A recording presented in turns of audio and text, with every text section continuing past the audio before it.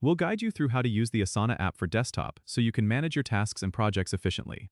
If you find this helpful, consider subscribing and liking the video. First, open your browser and go to Asana's official website. If you already have an account, you can log in by clicking the Login button at the top right corner. If you don't have an account yet, click on Get Started to create one. Once you're logged in, you'll be directed to your dashboard. Here, you can see all your ongoing projects. To create a new project, click on the Create New Project button, usually located on the left-hand panel. You can choose from different project templates like Kanban, List, or Calendar View, depending on your preference. After selecting a template, give your project a name and add a description if needed. Now, to add tasks to your project, click on the Add Task button. Enter the task name, set a due date, and assign it to a team member if you're collaborating with others. You can also add subtasks, attachments, or comments to provide more context. If you want to organize your tasks further, use tags and custom fields to categorize them.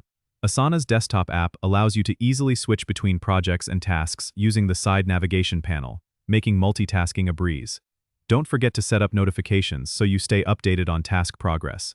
You can do this by clicking on your profile picture, going to My Profile Settings, and adjusting the notification settings under the Notifications tab. Asana also integrates with other tools like Slack and Google Drive, allowing you to streamline your workflow. Explore the Integrations tab in the settings to connect these apps. Don't forget to subscribe and comment if this helped you out.